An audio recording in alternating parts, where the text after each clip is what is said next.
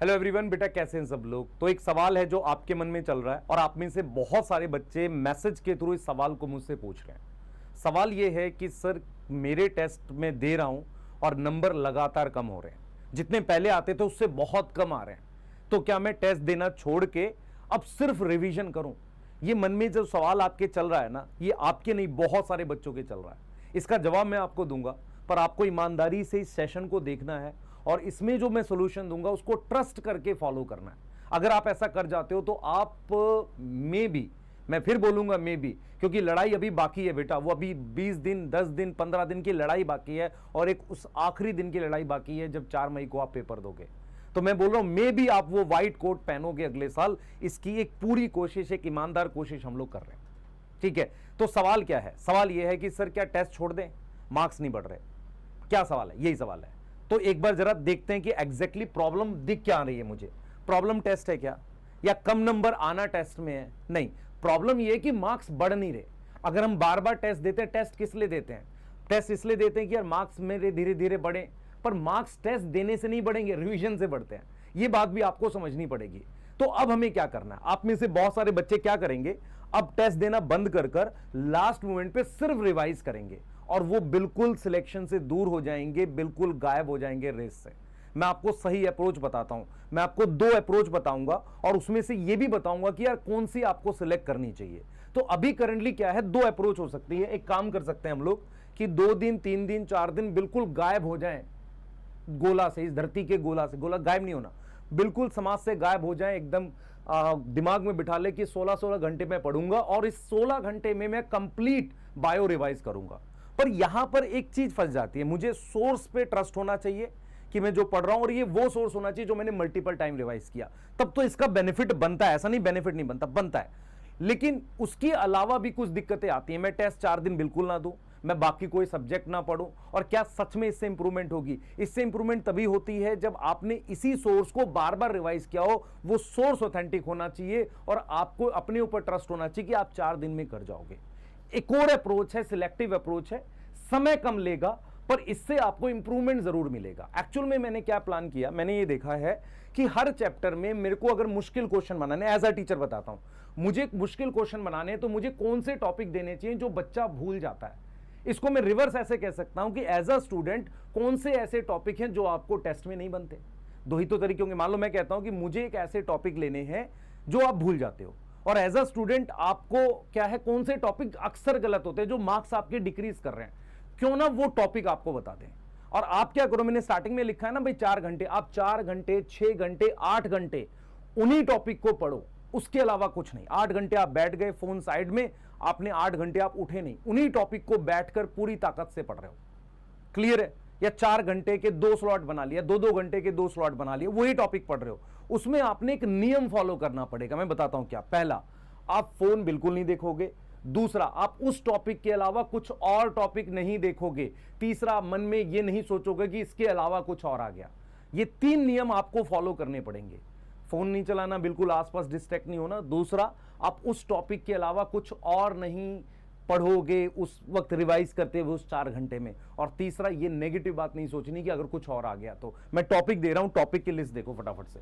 देखो, अगर मुझे मुश्किल क्वेश्चन बनाना है तो मैं लिविंग वर्ल्ड की वो टेबल यूज करूंगा, या उसकी लाइनों के बीच में कुछ डाटा है ना, कैनिडेई फैलिडेई, वो यूज करूंगा। बायोलॉजिकल क्लासिफिकेशन का मुश्किल क्वेश्चन बनाने के लिए मैं फंजाई के एग्जांपल और वायरस की तरफ जाऊंगा, वायरस के ईयर और उन साइंटिस्ट का क्या कंट्रीब्यूशन था वो मैं देखूंगा। तीसरा, प्लांट किंगडम के पहले दूसरे पेज से साइटोटैक्सोनॉमी, कैरियोटैक्सोनॉमी, वहां से बनाऊंगा। टेरिडोफाइट के एग्जांपल्स जो होते हैं मुश्किल होते हैं याद करने, और एल्गी की इकोनॉमिक इंपॉर्टेंस या किसी की एल्गी ब्रायोटेरिडो की इकोनॉमिक इंपॉर्टेंस आपस में मिक्स हो सकते हैं, वहां से जाऊंगा। एनिमल किंगडम में मुश्किल क्वेश्चन बनाने का सही तरीका, आप ज्यादा से ज्यादा एग्जांपल यूज कर दो, किसी क्वेश्चन में मुश्किल हो जाएगा। तो आपने यही टॉपिक रिवाइज करने हैं। मॉर्फोलॉजी में एंड्रोशियम, गाइनोशियम, प्लेसेंटेशन, यहां पर आकर आप थोड़ा सा भूलते हो, और फैमिली सोलेनेसी रिवाइज करके जानी है। उसके बाद एनाटॉमी में कुछ नहीं करना है। जब भी एनाटॉमी रिवाइज करनी है, आंखें बंद करनी है, dicot root, monocot root, comparison दिमाग में लाओ। Dicot stem, monocot root, comparison दिमाग में लाओ। Dicot leaf, monocot leaf. अगर आप कंपैरिजन डायरेक्टली आंख बंद करके सोच पा रहे हो तो ये चैप्टर का क्वेश्चन गलत नहीं होगा।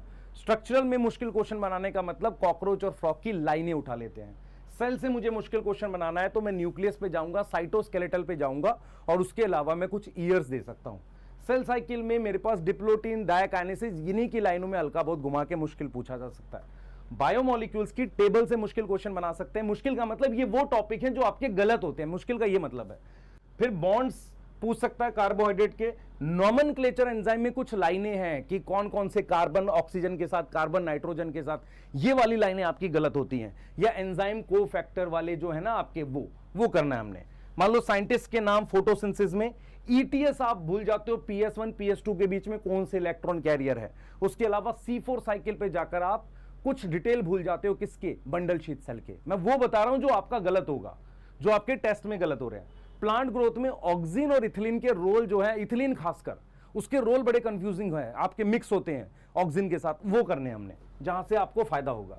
ब्रीदिंग में आप पार्शियल प्रेशर की वैल्यूज, जो टेबल है ना ऐसे और ऐसे वाली, वहां गड़बड़ होता है। इसमें बहुत हेल्प करी एमडी सर ने बताने में कि यार ये वाले टॉपिक आपने करने हैं। और आरवी ईआरवी की जो लास्ट में है ना, आईआरवी और ईआरवी, दो वैल्यूज हैं जो 1100 1200, वो गलत होती हैं आपकी। और न्यूरल कंट्रोल वाला जो पार्ट है वो, सर्कुलेशन में ईसीजी की जो लाइनें लिखी हुई हैं, डिसऑर्डर्स है, डब्ल्यूबीसी की परसेंटेज भूल जाओगे, कौन सी किसकी परसेंटेज है वो। एक्सक्रीशन में रास, सिक्रीशन और एब्जॉर्प्शन किसका हो रहा है। मूवमेंट लोकोमोशन में जॉइंट्स की एग्जैक्ट लाइनें और स्कल बोन, गर्डल, वहां पर कुछ चीजें हैं जो गड़बड़ करती हैं। नर्वस में बेटा जो पार्ट्स दे रखे हैं ना अलग अलग ब्रेन के, उनके रोल में आपस में कंफ्यूजन हो जाती है। उसके बाद एंडोक्राइन में एड्रिनल, टेस्टिस, ओवरी, पैनक्रियास। अब ये लिस्ट बहुत इंपॉर्टेंट है ना। ये लिस्ट ही है बेटा जिसको अराउंड टेलीग्राम में शेयर करके लोग बहुत कहते हैं हमने ये दे दिया। हम ओरिजिनल बता रहे हैं आपको, जो मैंने बनाई है वो बता रहा हूं, एमडी सर और मैंने मिल के बनाई है वो बता रहा हूं आपको मैं। अब आते हैं मान लो क्लास 12th में, तो सेक्सुअल रिप्रोडक्शन में ये वाले जो एग्जांपल्स हैं, है ना, ये वाले आप देख रहे हो, ये वाले हैं आपके पास कि क्लास 12th में जो पहला चैप्टर आया है सेक्सुअल रिप्रोडक्शन क्या है, एग्जांपल्स के क्वेश्चन गलत होंगे। Bell pepper, sorry black pepper और शुगर बीट किसका एग्जांपल है, एपोमिक्सिस के क्या एग्जांपल है। ह्यूमन रिप्रोडक्शन लास्ट में कौन से मंथ में क्या डेवलप हो रहा है, एम्ब्रियो डेवलपमेंट, oogenesis की कुछ छोटी छोटी डिटेल है वो, और मेंस्ट्रुअल साइकिल की कुछ लाइनें हैं वहां पर। रिप्रोडक्टिव हेल्थ में कहां पे जो एमटीपी वाला दे रखा है ना, मेडिकल टर्मिनेशन ऑफ प्रेगनेंसी, उसके अलावा कॉन्ट्रासेप्टिव में पिल्स और उसका सारा वो चीजें वहां पर लाइनें हैं जो गलत होती हैं। मॉलिक्यूलर बेसिस में ह्यूमन जीनोम प्रोजेक्ट की जो फाइंडिंग्स आई थी वो आपने ध्यान देखनी है, और टाइप ऑफ आरएनए, ये दो टॉपिक है जहां से क्वेश्चन अक्सर गलत होते हैं। प्रिंसिपल ऑफ इनहेरिटेंस में कोडोमिनेंस, प्लियोट्रॉपी, पॉलीजेनिक के अलावा जेनेटिक डिसऑर्डर में autosomal recessive, sickle cell anaemia, thalassemia, ये दो ज्यादा गलत होते हैं इनके क्वेश्चन आपके। ह्यूमन एवोल्यूशन में क्रेनियल कैपेसिटी का डाटा, वो डाटा और उसके अलावा और डाटा। ड्रग्स ह्यूमन हेल्थ में लास्ट में रिवाइज करने के लिए बहुत इंपॉर्टेंट। माइक्रोब्स में बायो एक्टिव, एसटीपी एसिड्स, ये जो वाला टॉपिक है माइक्रोब्स में bio active, yes bio active molecule, वो जो दे रखा है एंजाइम्स दे रखे हैं, यस।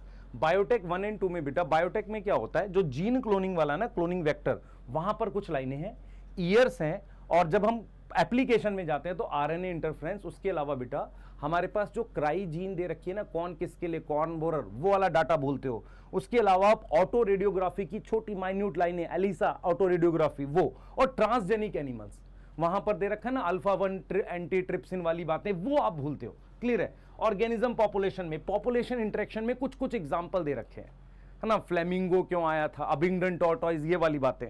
फिर इकोसिस्टम में ज्यादा मुश्किल नहीं होता आपको, प्रोडक्टिविटी की डेफिनेशंस आपस में कंफ्यूजिंग कर सकती है। बायोडाइवर्सिटी में पाई चार्ट, इन सिटू में बेटा कुछ डाटा है हमारे पास, इन सिटू में इतने % हॉटस्पॉट और ये सारा। अर्थ समिट, वर्ल्ड समिट के ईयर, लोकेशन, है ना, और एक बहुत इंपॉर्टेंट है जो 4 रीजन है एक्सटिंक्शन के, ये तो मैंने आपको पूरी लिस्ट दे दी है। ये वो लिस्ट है जिसके गलत होने से आपके मार्क्स कम हो रहे हैं, जिसको आपने लास्ट में जरूर रिवाइज करना है, और इनको एक बार कर लो। 4 घंटे, 5 घंटे, 6 घंटे, मैं फिर बोल रहा हूं 3 नियम है, फोन नहीं चलाना उस टाइम पे। दूसरा नियम, आपने ये नहीं सोचना कि कुछ और आ जाएगा इस चैप्टर से, और तीसरा सिर्फ यही रिवाइज करने हैं, इसके अलावा कुछ और रिवाइज मत करने लगना, क्योंकि ये पहले रिवाइज करने आपने, ठीक है, क्लियर है। और मैं मतलब आपको एक चीज और बता देता हूं, हमने 2 मैराथन के सेशन कराए। तीसरा सेशन जो है आज आपका है, आज क्या है, 17 अप्रैल है। इसमें प्रिंसिपल ऑफ इनहेरिटेंस, इकोलॉजी और प्लांट फिजियो, मैं 7 चैप्टर के आसपास करा रहा हूँ 5 घंटे के टाइम में, 5 से 6 घंटे के टाइम में। क्लियर है, जो कर सकता है उसको करना चाहिए, क्योंकि आप इतने कम टाइम में खुद से रिवाइज नहीं कर सकते, ठीक।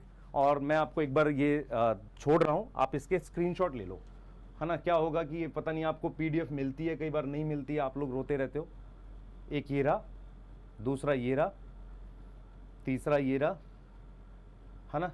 ये आपके पास स्क्रीनशॉट्स हैं, आप ले लो।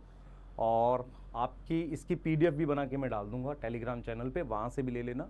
मैं एक चीज़ फिर बोलता हूँ, आप या मेरी बात याद करना और कमेंट में बताना मैं झूठ बोल रहा हूँ सही बोल रहा हूँ।